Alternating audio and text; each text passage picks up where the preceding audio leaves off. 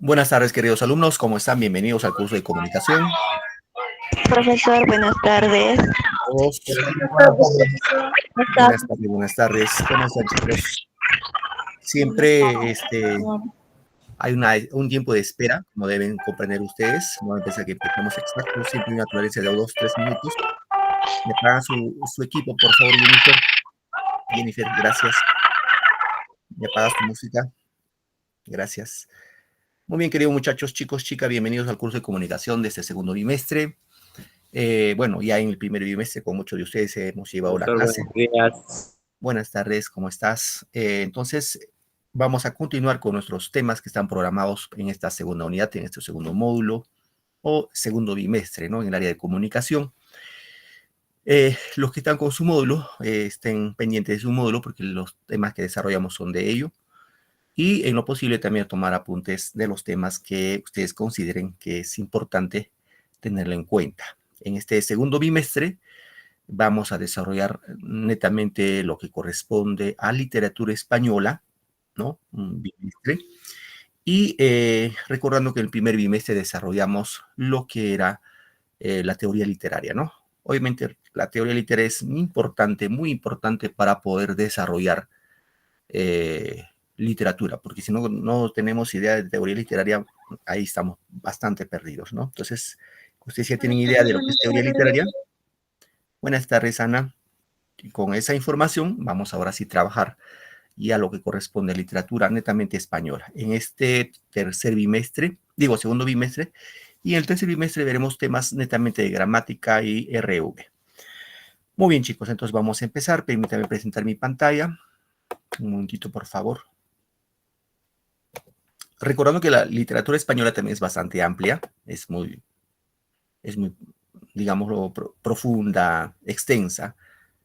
Y esto seguramente vamos a tratar de priorizar los temas que están establecidos en su módulo para que tengan una información pertinente. Muy bien. Vamos ahora sí con otro tema. Siempre recordarles, queridos chicos, aparte de tomar apuntes, como ya debe partir de parte de ustedes como estudiantes, el otro aspecto es que participen en clase. A su participación siempre mi persona va a tomar apuntes y en función a eso siempre van a tener una nota adicional, ¿no? Una nota adicional de su participación. Seguramente ya en el primer bimestre los que ustedes han participado, los que han participado tienen una nota diferenciada de los que no han participado. Entonces eso que quede claro, ¿no? Siempre hay un estímulo para los que están atentos a la clase, etcétera, etcétera. Muy bien. Vamos entonces a partir hablando del Lazarillo de Tormes. Cuando hablamos del Lazarillo de Tormes, nos vamos a ubicar en la época de la literatura española, seguramente en este caso después de la Edad Media, recordando las épocas que han transcurrido tanto en la historia como en la literatura, ya saben, Edad Antigua, Edad Media, en este caso lo que corresponde al Lazarillo de Tormes sería en el Renacimiento, ¿no? Realmente veremos lo que es el Barroco. Muy bien, chicos. Vamos acá. Ahora quiero, sí, su participación. Ahí tenemos dos imágenes. La pregunta dice, ¿qué observa en las imágenes? ¿O qué se observa en las imágenes? A ver, Profe, ¿cuál es el tema? Lazarillo de Tormes. El Lazarillo de Tormes, el tema. Ok. Mi pregunta es, ¿qué cosa observamos en la primera imagen? ¿Alguien me puede describir? Solamente descripción de esta primera imagen. En la segunda imagen se puede observar que una persona está rasurando a otra persona. Ya, pero luego que vemos, la parte que están rasurando, ¿qué vemos aparte de ello? Hay una persona que está haciendo limpieza atrás, profesor. En la otra Algo persona vamos. que lo está atendiendo. La primera parte es que lo está atendiendo a una persona. En la segunda parte lo está rasurando y lo está haciendo limpieza atrás, que estaba la persona, profesor. La tercera persona. Muy bien. Correcto, Ricky. Gracias. A ver, otro compañero o compañera que puede describirnos la primera imagen.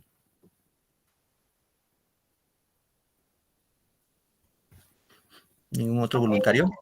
A ver, Verónica. En la primera imagen veo, Dime, en la primera imagen, sigue, Verónica. profesor, veo en la primera imagen que el niño quisiera tomar el jarrón del señor. Ya, Ya, y en correcto. la segunda imagen, pues que como que le está rasurando Ujú. y como que el niño que está debajo quisiera como que ayudar algo así. Algo así, ¿no? Ajá. Correcto. Yo en la segunda imagen veo que el niño le está como quitando algo al señor que le están rasurando. En la primera imagen no lo puedo apreciar bien el niño, qué es lo que está haciendo. Ujú. Muy bien, Noelia. Gracias. Gracias. Muy bien, gracias, chicos. Excelente. Profesor, en la primera imagen parece como que el niño estuviese sosteniendo su mano sobre la mesa. Ajá. Ya. Muy bien, chicos. Correcto. Gracias, Diana. Bueno, no, Dina dije, ¿no? Dina, correcto, Dina. Bueno, como ya más se han acercado ustedes a la descripción de las imágenes y de esto lo que vamos a platicar el día de hoy cuando hablamos de Lazarillo de Tormes. ¿Ya, chicos? Correcto. Vamos acá un poquito a explicar la Edad de Oro o el Renacimiento español. Cuando decimos Edad de Oro, hay que entender que España en los siglos XVI, XVII se le va a denominar la Edad de Oro. ¿Por qué? Porque van a confluir un cúmulo de escritores muy notables, tanto en la lírica como en el género narrativo y obviamente el género dramático, que van a seguramente potenciar la lengua española y por ende la literatura española. Entonces decimos Edad de Oro, reitero por favor chicos, a los siglos XVI y XVII, en la que España se va a convertir en una potencia en la literatura, en la que van a confluir escritores muy notables, tanto en la lírica, en el género narrativo y el género dramático. Y en función de eso se van a desarrollar algunos acontecimientos, ¿no? Históricos, en este caso, por ejemplo, como la expulsión de los moros en España. Hay que tener en cuenta que por muchos años, ni siquiera años, ¿no? Y siglos, los musulmanes, o sea, los moros, pues conquistaron o estuvieron dominando, en este caso, al pueblo español. En esa época, pues no era tanto como España ahora, ¿no? Sino había muchos reinos como Castilla, Aragón, etcétera, etcétera, ¿no? Entonces, en el siglo ya XVI, incluso antes, va a haber una lucha contra los moros y los van a expulsar, los van a votar y España va a lograr su independencia. ¿Qué más podemos ver en esa etapa? Vamos a encontrar que en España se va a escribir la primera gramática española, ¿no? En el siglo XVI. Recordemos que la gramática es es el texto en la cual se va a normar, ¿no? La lengua o el lenguaje. Por ejemplo, como componente de la gramática, ustedes saben que está la ortografía, está la semántica, está la sintaxis, está la morfología, y todas las lenguas tienen su gramática. El quechua tiene su gramática, el inglés tiene su gramática, es decir, todas las lenguas tienen su gramática, cómo se escriben, digamos, cómo es su ortografía, etcétera, etcétera. Entonces, en España se escribe la primera gramática en el siglo XVI. Y otro aspecto que va a influir bastante también en esta etapa es el descubrimiento de América. Ya saben ustedes que lo desarrolló, en este caso, Cristóbal Colón en 1492, ¿no? Que llega a estas tierras americanas y gracias a ello, pues, de alguna manera España se convierte en una potencia económica, ¿no?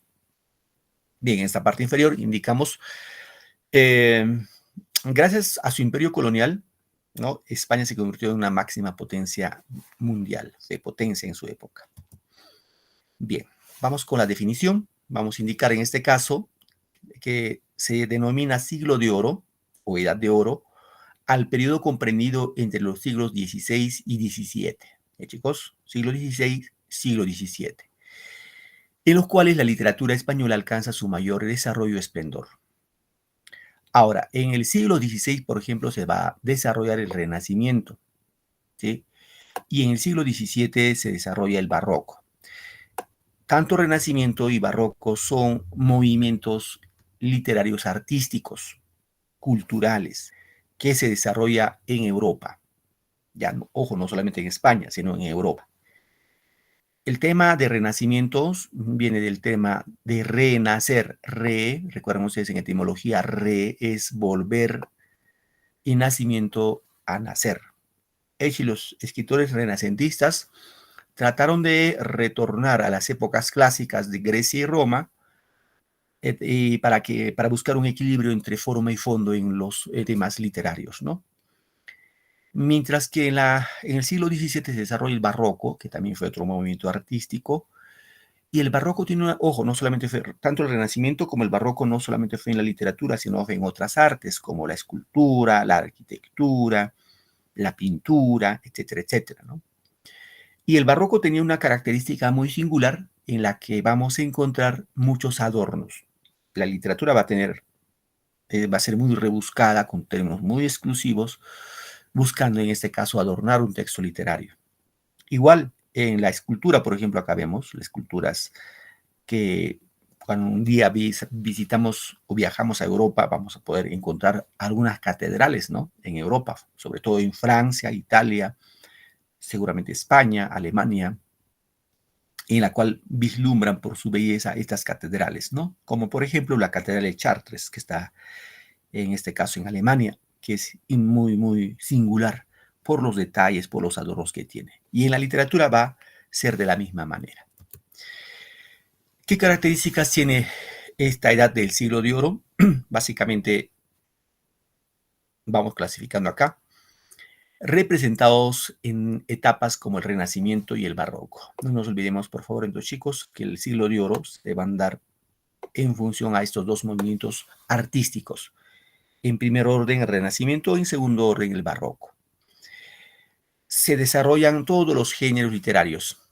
Es obvio, ¿no? Todos los géneros, el género lírico, el género dramático, el género narrativo, son los géneros que se van a desarrollar durante el siglo de oro español y en la que van a encontrar escritores, o vamos a encontrar escritores muy notables.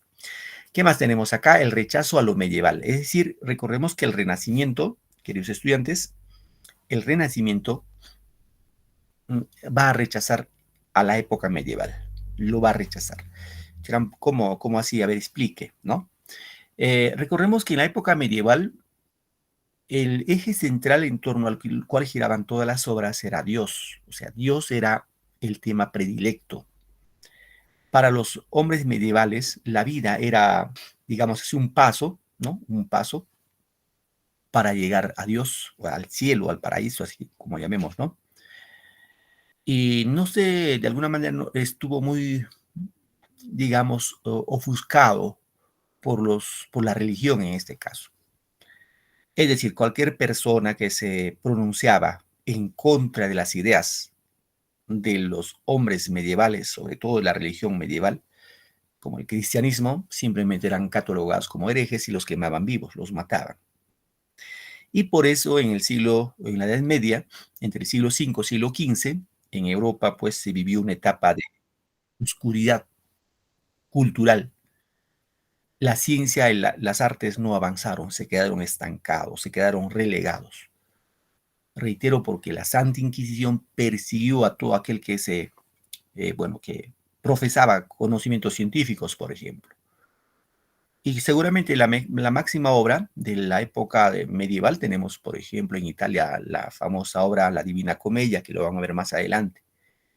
Y en España, la única obra que destaca de esa época es pues la obra del Mio Cid.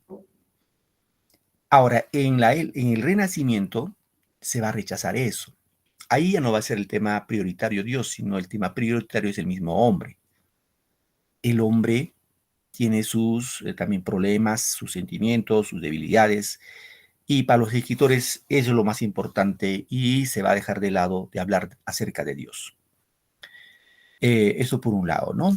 Entonces, ya recuerden que en el Renacimiento se van a dar los grandes descubrimientos, como por ejemplo la invención de la imprenta, ¿no? Así como de la pólvora, el papel, la brújula, etcétera, etcétera, ¿no? ¿Qué más encontramos en esta etapa como características? Vamos a encontrar influencias del clasicismo, Cuando decimos clasicismo, es decir, los escritores clásicos de la cultura clásica, de la cultura antigua, tanto de Grecia y Roma, va a influenciar en los escritores del siglo de oro. Otra característica es la predilección por la naturaleza. Cuando decimos predilección, implica que van a tener gusto por tocar temas de la naturaleza. Y también en esta parte vamos a encontrar que va a surgir el Teatro Nacional Español, ¿no? Surge el teatro, ¿no? Ahora, se denomina el siglo de oro, reitero, por el esplendor que alcanza la literatura española y pues no solamente en España, sino a nivel universal, ¿no? Bien. Vamos acá viendo hoy ya vamos, como hemos visto al inicio, hablamos del Lazarillo de Tormes, y el Lazarillo de Tormes está dentro de lo que es la novela, ¿sí? La novela que corresponde al género narrativo, ¿sí? Entonces, el género narrativo, en la época del Renacimiento, vamos a indicar que la narrativa en el siglo de oro tiene sus orígenes en la Edad Media, ¿no? Y para el siglo XVI, o sea, en la época del Renacimiento, se van a desarrollar en España varias tendencias narrativas. ¿Y cuáles son esas tendencias narrativas? Vamos a encontrar como, por ejemplo, la novela pastoril, por ejemplo, que estamos viendo ahorita en imagen, ¿no? La novela pastoril. Vamos a tener la novela picaresca, que vamos a estudiar hoy día. También vamos a encontrar la novela caballeresca, que vamos a estudiar la próxima clase. Entonces, en la narrativa, reitero chicos, van a surgir 3 tipos de novela en España. La novela pastoril, la novela picaresca y la novela caballeresca. La novela pastoril, como podemos ver acá, vamos a encontrar que van a narrar las aventuras y desventuras amorosas de pastores idealizados. Es decir, aquí vamos a encontrar el amor entre los pastores en el campo, en el idilio del campo, en la cual van a narrar sus historias amorosas, ¿no? De aventuras y desventuras amorosas. Como ejemplo de este tipo de novela tenemos al libro, a la obra titulado Los 7 libros de Diana, ¿no? Eso como referencia, ¿ya, chicos? Luego tenemos la novela de caballería, en este caso derivada de los cantares de gesta, ¿no? Cuando hablamos de los cantares de gesta hay que considerar que los cantares de gesta eran personas que se dedicaban a hacer poesía, ¿no? Poesía hípica en España en la Edad Media.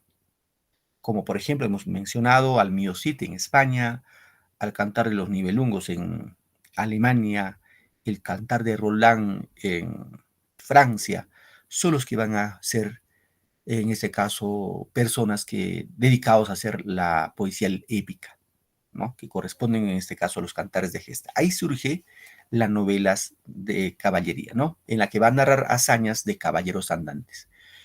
Como ejemplo tenemos acá la obra El tirante el blanco, otra obra El Amadís de Gaula, ¿no? Y otra obra que es muy conocido por todos, seguramente también por ustedes, por todos nosotros, es El ingenioso hidalgo Don Quijote de la Mancha. Eso vamos a ver la próxima clase, ¿ya, chicos? Bien. Entonces ahora sí vamos a estudiar lo que corresponde a la novela picaresca, ¿sí? La novela picaresca. En la novela picaresca vamos a encontrar, en este caso, que va a mostrar una visión pesimista de la sociedad a través de los ojos de un pícaro. Ese pícaro va a ser un niño, ¿no? Que sirve a diversos amos para poder sobrevivir. En este caso, la novela picaresca surge en España en 1554. ¿Ya, chicos? 1554. Y la mejor obra de esta novela es El Lazarillo de Tormes, ¿ya? El Lazarillo de Tormes.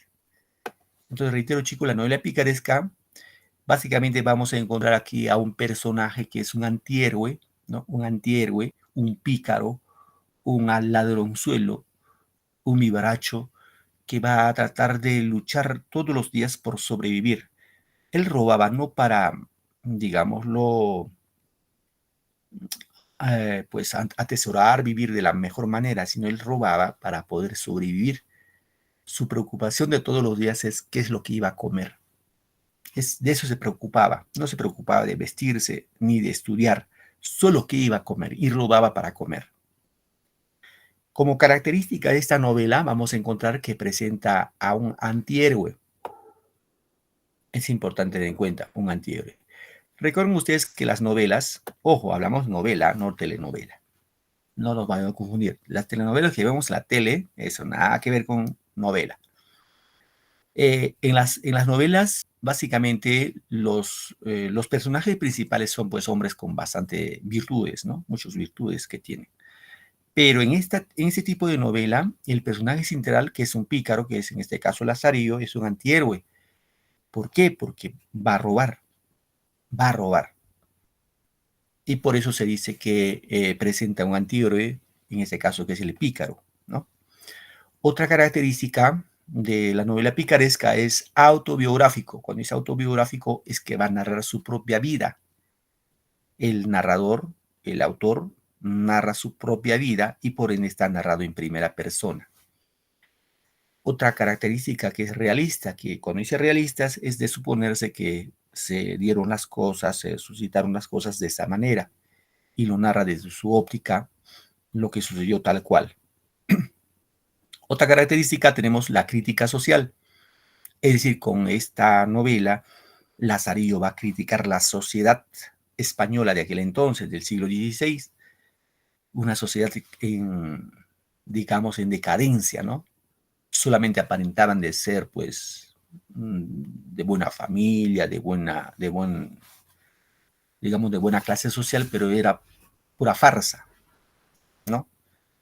Bien, ¿qué más tenemos acá? Como ejemplos de las obras tenemos El Lazarillo de Tormes, que es la mejor novela, eso que tener en cuenta, chicos. El Lazarillo de Tormes es la mejor obra que vamos a estudiar hoy día. Tenemos otra obra, Guzmán de Alfarache, o Alfarache. El autor es Mateo Alemán. La Pícara Justina, el autor es López de Úbeda. La vida de Buscón Don Pablos, de Francisco Quevedo. Rinconete y Cortadillo, de Cervantes, ¿no? Entonces, Lazarillo de Tormes, reitero, es la novela más importante en esta etapa. Bien, vamos a ver ahora sí el Lazarillo de Tormes. Queridos chicos, en este caso es la portada del libro cuando apareció por primera vez en 1554. La primera vez que se encontró esta obra apareció en 1554. Y el nombre completo es así: La vida de Lazarillo de Tormes, de sus fortunas y adversidades. Es el nombre completo de la obra, ¿no? Bueno, en este caso podemos indicar que es la novela o la primera novela picaresca aparecida, reitero, en 1554. Entonces no te olvides, querido alumno, como dato de parte de tu formación, digámoslo, literaria, de tu cultura literaria, recuerda que El Lazarillo de Tormes es la primera novela picaresca que aparece en España en 1554. En 3 lugares diferentes, aparece en Alcalá de Henares, en Burgos y Amberes, ¿no? Estos están ubicados en España. El género que desarrolla la obra, ya sabes, que es el género narrativo. La especie es novela, pero novela de tipo picaresca, ¿no? El tema de la obra es la honra, ¿no? Todos tenemos una honra, ¿no? La honra, la pobreza y la astucia, ¿sí? Para sobrevivir en una sociedad paupérrima.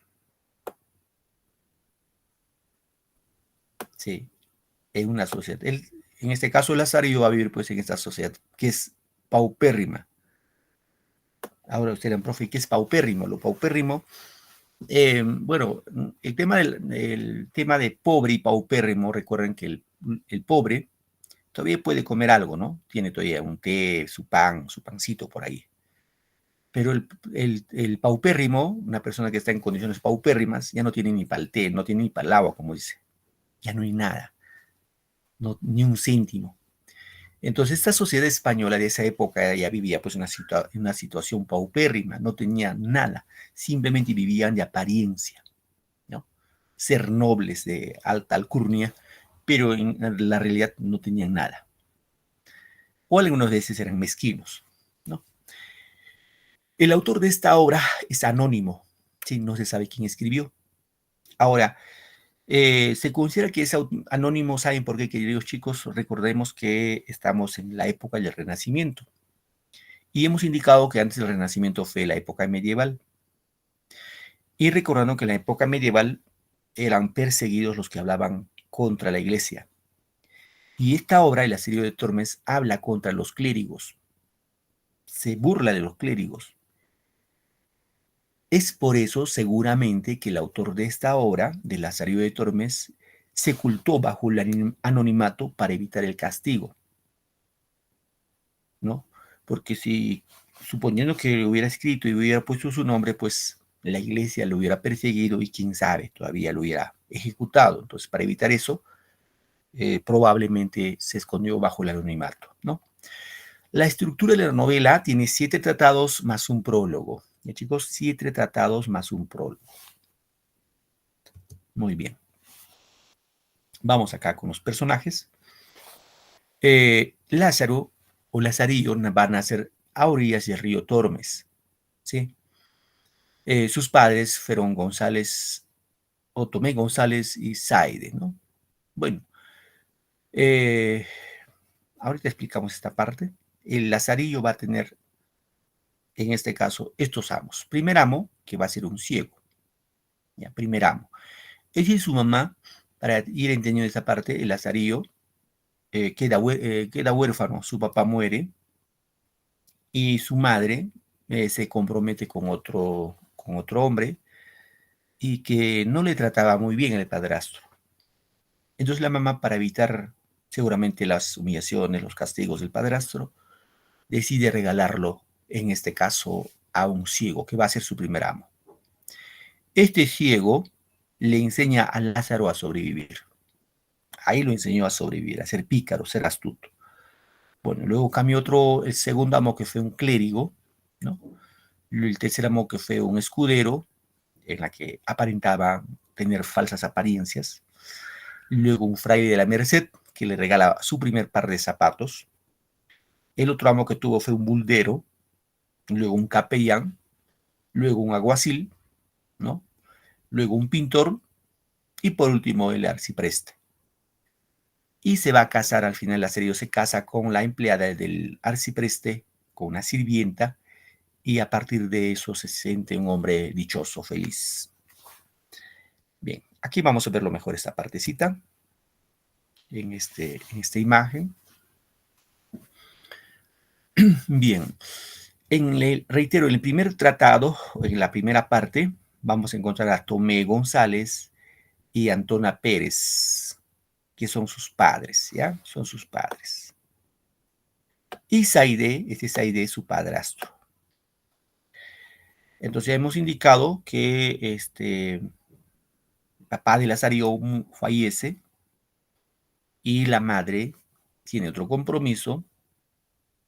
El padrastro, en este caso que se llama Zaide, es un tipo un poco malo, así que para evitar que el padrastro maltrate a su hijo, a Lazarillo, al niño Lazarillo, se lo va a regalar al primer amo, que va a ser un ciego.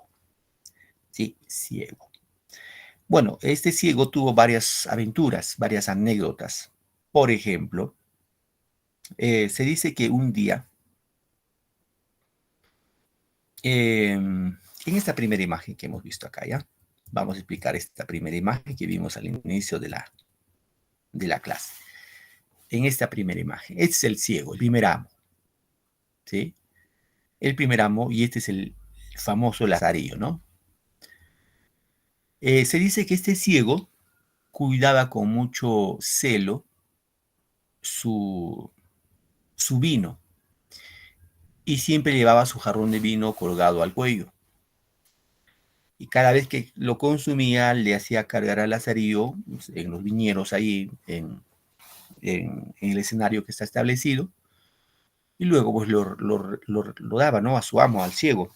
Pero el ciego era muy malo, porque no le convidaba ni siquiera para el gusto, como se dice. Entonces, ¿qué hizo Lazarillo? Lazarillo hizo un agujero, en este caso, en el cántaro, en el jarrón, y lo cubría, para que no se escape el vino, lo cubría con jabón. y cada vez que quería tomar, con una caña lo perforaba y se absorbía el vino, ¿no? Para seguramente un poco sentir el agrado del vino, ¿no? Pero hasta que un día lo descubre. El ciego lo descubre que se le estaba tomando su vino. Esa era su manía de tomarse el vino. A lo que en este caso el ciego le da una bofetada al pobre Lazarillo. ¿Sí? Es una de las experiencias que tiene el Lazarillo. En otra oportunidad, este ciego manda a comprar uvas. Otra aventura, ¿no? Le dice, cómprate racimo de uvas. Y le dice, vamos a comer uno a uno. Tú te sientas a mi frente, una banquita, pero comemos de uno en uno. Yo como una uvita y tú otra uvita. Uno en uno. Pero Lazarillo, como reitero, le decía, su problema del Lazarillo era que no podía saciar su hambre. El Lazarillo empieza a comerlo de dos en dos. Al final Lazarillo también se da cuenta, le dice, no, tú me has hecho trampa. Y siente que al niño le da ahí sí le dio ya más fuerte, ¿no? Una bofetada en la boca, que lo saca los dientes al pobre niño. Bueno, pasó el incidente a los pocos días. Lazarillo lo lleva por las calles y lo hace chocar con un poste al pobre ciego y lo abandona, ¿no? Y ahí va a cambiar ya a su segundo amo, en este caso, que va a ser, en este caso, un clérigo. Ahora, con su primer amo, que era el ciego, pasó dificultades, penurias para poder comer algo. Con el segundo amo fue peor. Su situación empeoró acá. Este era un clérigo, pero que tenía era un clérigo que tenía avaricia. Este señor no comía. Y la vez que comía, por ejemplo, se dice que comía pan y lo botaba a las vigas, ¿no? Las vigas muchas veces los botan por no engordar, etcétera, ¿no? Por temas de salud seguramente. Y lo botaba a la basura y entonces Lazarillo cogía la basura y comía las vigas del pan, ¿no? En otra oportunidad comía simplemente las costras de los quesos. Recuerden que los quesos, cuando tenemos borradito ahí, se empiezan a salir los honguitos, ¿no? Y hay que limpiarlo, hay que rasparlo. Eso comía Lazarillo. Igual, bueno, dice pues que no siente a gusto, cambia a otro amo, en este caso que va a ser un escudero, el escudero arruinado. Amo que le da el buen trato.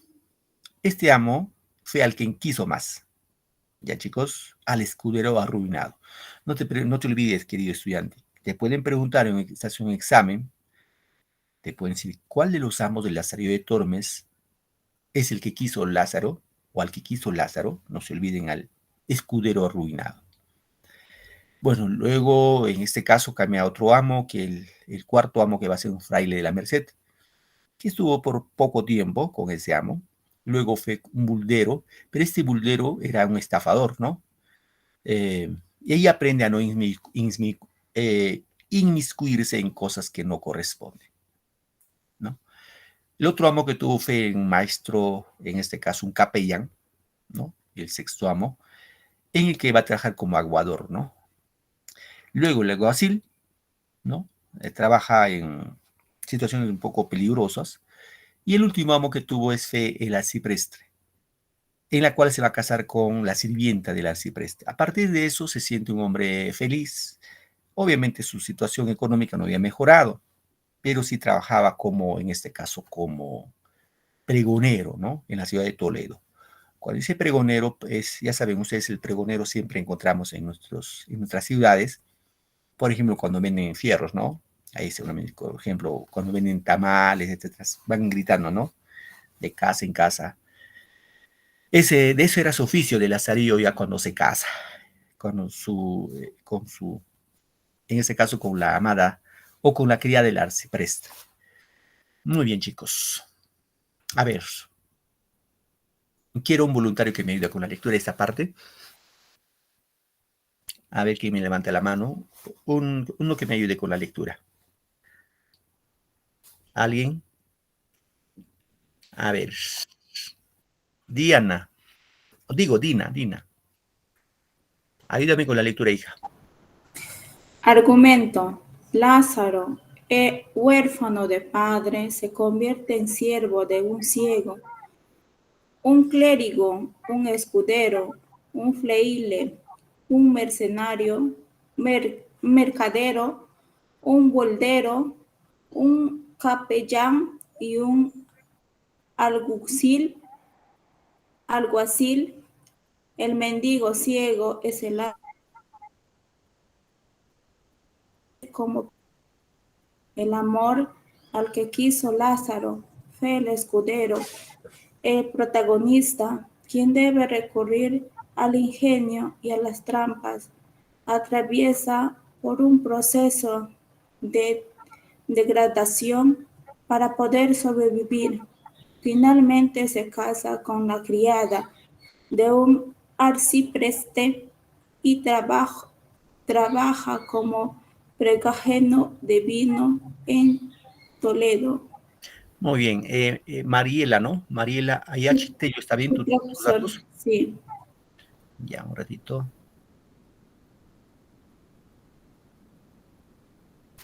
Muy bien.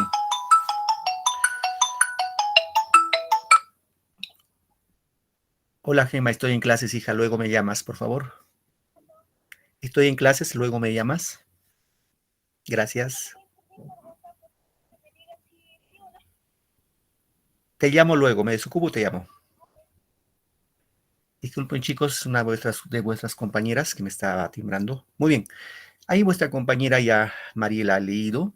En caso de esta hora, como introducción, nos ha indicado que lo que hemos explicado, ¿no? Durante la clase. ¿Sí? Durante la clase. Muy bien. ¿Quién me ayuda con este primer fragmento? A ver, un voluntario.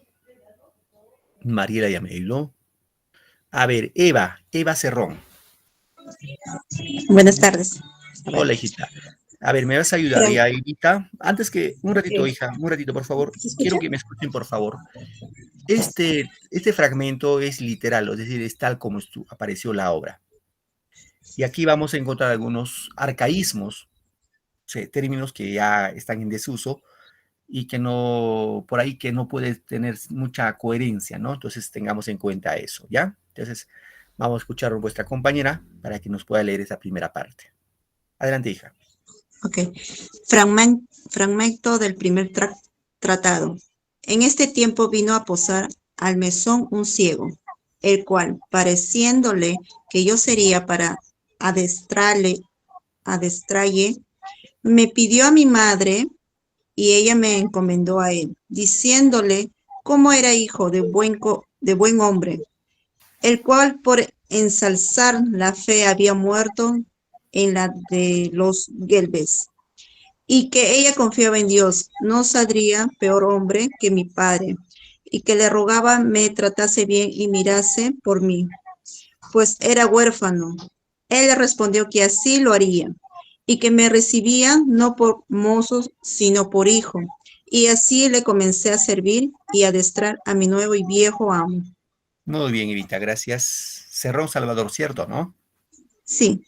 Muy bien, gracias. Gracias. Bueno, en esta primera parte, como pueden ver, chicos, es cuando la mamá de Lazarillo le va a regalar a su primer amo, en este caso, que es un ciego, ¿no? Y el ciego le dice, fíjense, le dice el ciego, ¿no? Que lo recibía al niño, a Lazarillo, no por mozos, no como criado, ¿no? Sino como hijo. Y así dice que me comenzó a servirle a su viejo amo, en este caso, el ciego. Bien. A ver, otro compañero, Aldair. Sí, profe, buenas tardes. Hola, hijito. A ver, ¿me ayudas con esta parte? Ya, profe. Es el siguiente, ¿no? Sí, lo que está ahí.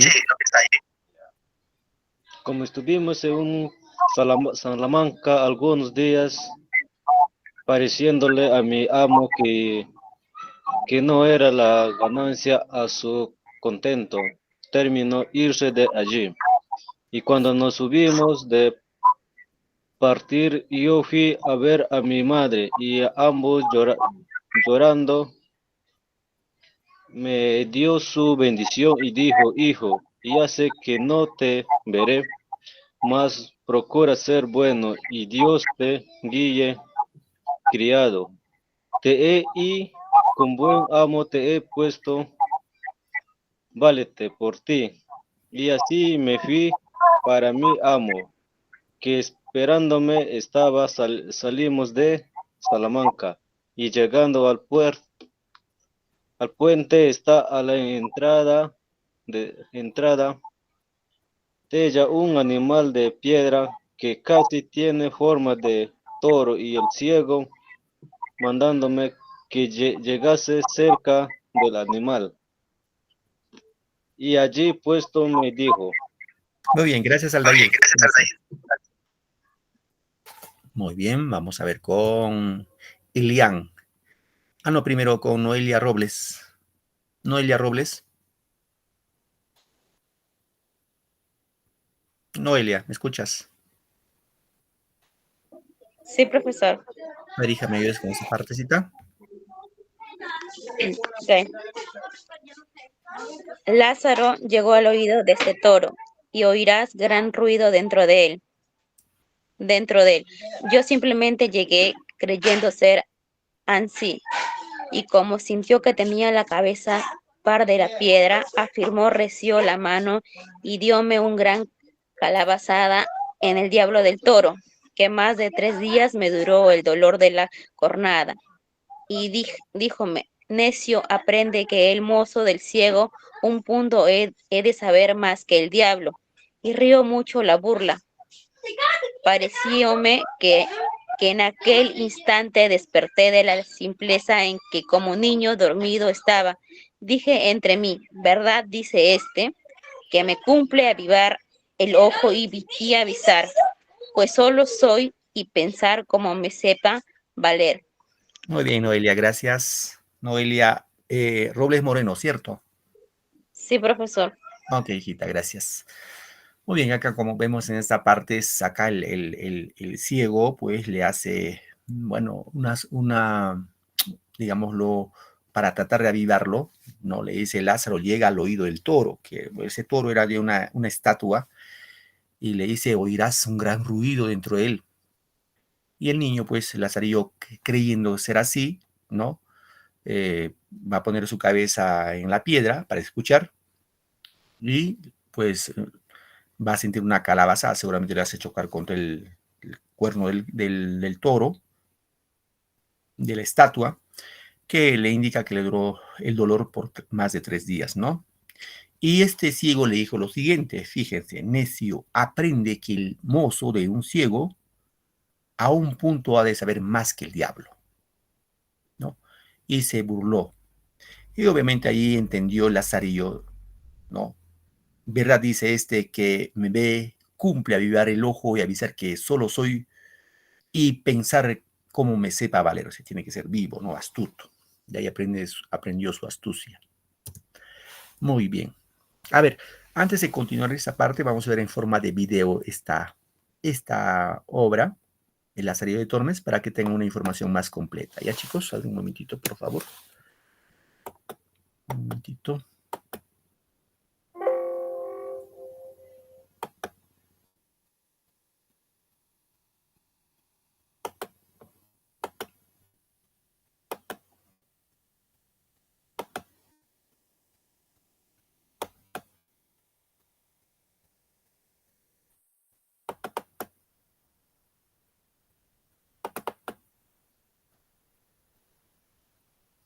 Profe, se salió la pantalla. Sí, hijita, sí, sí. Ahorita estoy cargando el video para cargarlo más rápido.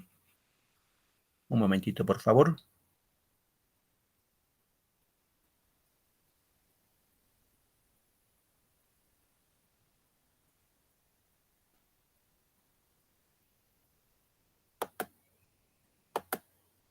El Lazarillo de Tormes es una novela picaresca de origen español, del cual no se... Muy bien, vamos a ver. Vamos ahora sí. Un momentito, voy a presentarlo.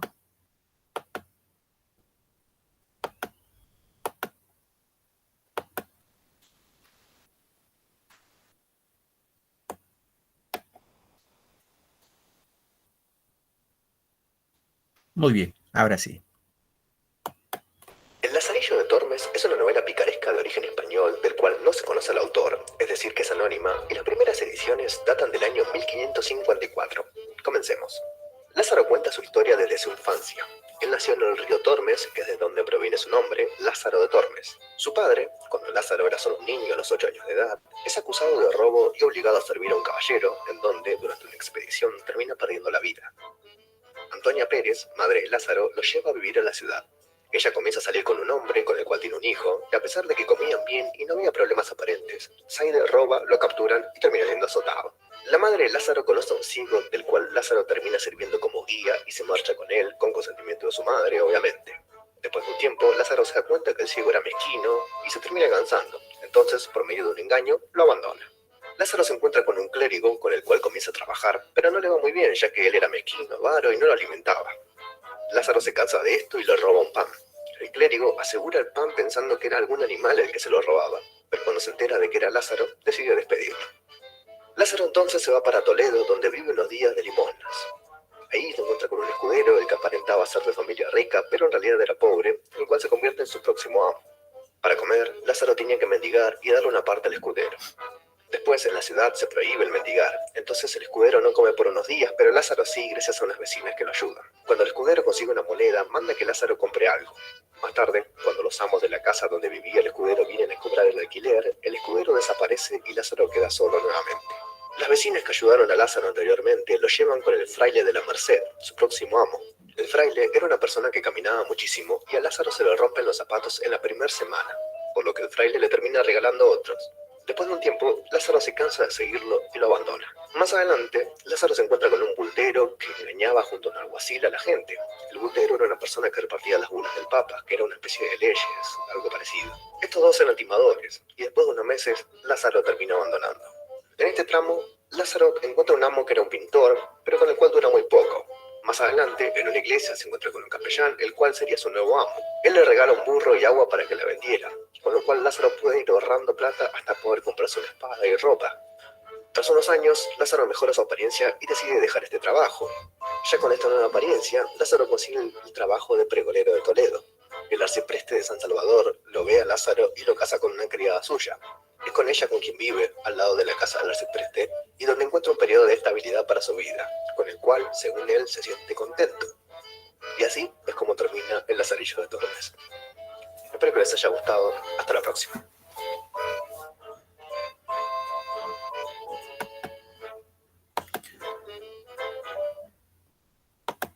Muy bien, chicos, ahí hemos visto un pequeño resumen del Lazarillo de Tormes para tener una información más completa. Un momentito, por favor.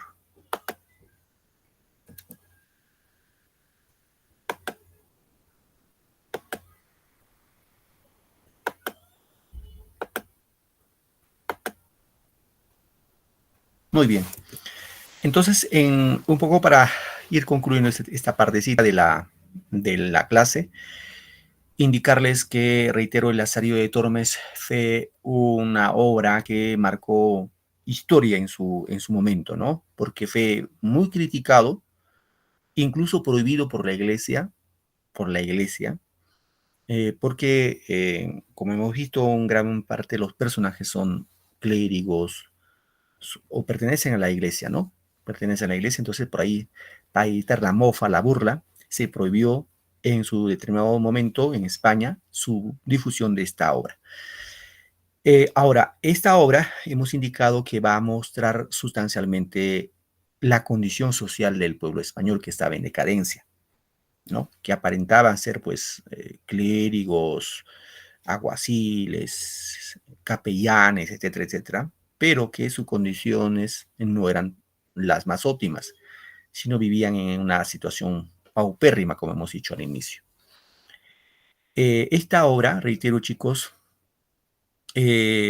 seguramente nos hace reflexionar, ¿no? Porque con la obra trata en lo posible de criticar la sociedad española de aquel entonces, hace una crítica y obviamente de una manera picaresca, ¿no? De una manera burlesca.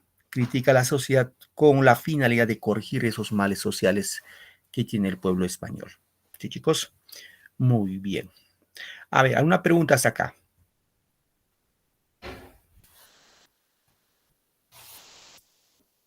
¿Alguna pregunta, chicos?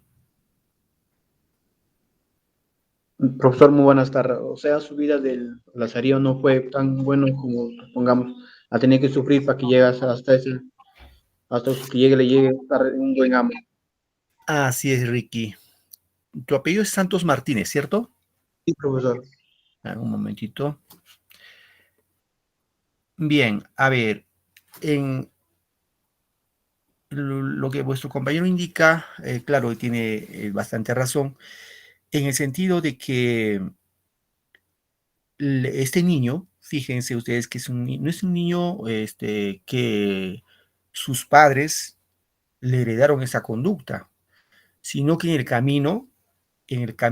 trayecto de su vida que va a empezar con el ciego, se va transformando hasta convertirse en un tipo astuto, ladronzuelo, vivaracho, con la finalidad simplemente, reitero chicos, de sobrevivir. Ojo, acá ya se habla el tema de sobrevivencia. No es que él robaba para vestirse bien, comer bien, vivir cómodamente sin trabajar, sino su problema de todos los días era qué iba a comer ese día. Esa era su preocupación. Y obviamente para eso tiene que robar, pues no hay otra. Porque estaba en condiciones en desventaja, ¿no? Por ser un niño. Entonces, este tema, de alguna manera, va a mostrar a la sociedad española de aquel entonces, cómo era la sociedad de ese entonces. ¿Sí? Bueno, no sé si habrá alguna otra pregunta, alguna otra inquietud. A ver, Carlos Castillo. Sí, profe, ¿qué tal? Buenas tardes. ¿Cómo estás? Sí, yo creo que también lo que podemos apreciar en el texto o en esta novela es en parte la indolencia de la sociedad española en ese tiempo, ¿no? Ya que Lazarillo pues, pasó por varios tutores, por así decirlo, y todos muy indolentes, todos muy malos, todos muy miserables. Entonces yo creo que también expone esa parte, ¿no? Esa indolencia de la sociedad española en esos tiempos. Muy bien, Carlos. Castillo Cárdenas, ¿cierto? Correcto, profesor. Ok, muy bien. Buena apreciación de parte de Carlos. Así es una sociedad que no es indolente, no se apiada ante las necesidades primordiales, en ese caso, que tiene Lazarillo, y no le interesa a esa sociedad, ¿no? Una sociedad que estaba en decadencia, en caducidad, ¿no? Bien, chicos, ¿alguna otra pregunta, otra reflexión con toda confianza? ¿Algún comentario? Siempre, bueno, ustedes como estudiantes también tener un análisis crítico, ¿no? De lo que hemos podido observar o estudiar en este caso. ¿Alguna pregunta, chicos, chicas? Entonces, no hay pregunta, voy a preguntar. ¿Ya? Voy a preguntar.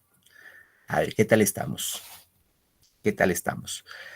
A ver, Lucita Ríos, levantó la manito. A ver, ¿alguna pregunta, Lucita?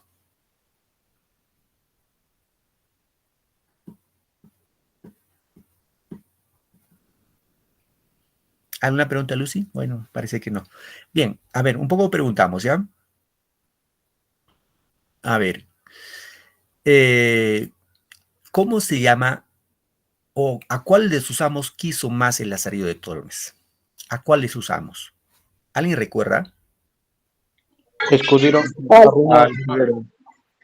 Al tercer amo. Escudero Arruinado. Ajá, a ver, vamos. El escudero arruinado. Al escudero arruinado. El tercer ¿Seguro? amo.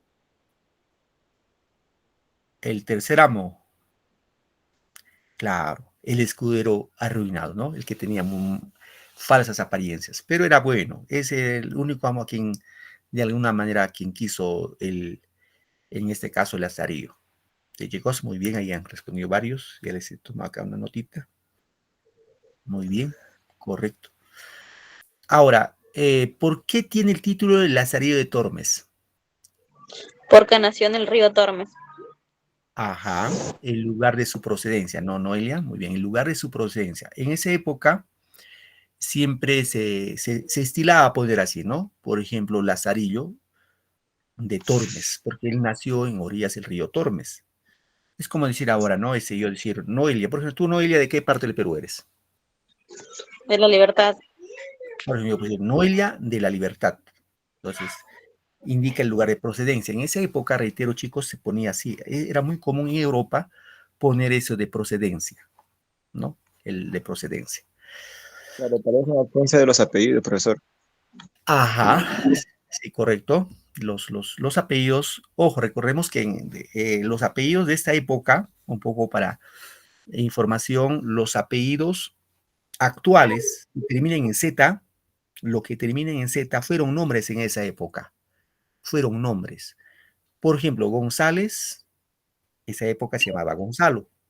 Rodríguez, de Rodrigo. Claro. De Sánchez, ¿cuál era de Sánchez? ¿Recuerdan? De Sánchez era Sancho. Sancho, recuerdan, ahí viene Sancho Panza, ¿no? Yo sé que mi apellido Robles porque esa familia vivía cerca al árbol de un roble, por eso se llamaba Robles.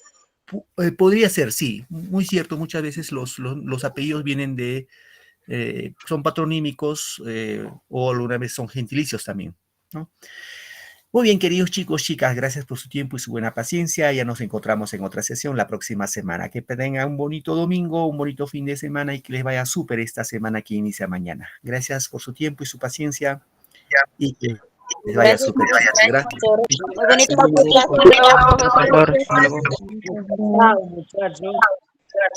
Gracias, chicos. Nos vemos. Cuídense. Chao, profe. Chao, hijita. Nos vemos. Chao, profe. Hasta luego. Cuídense.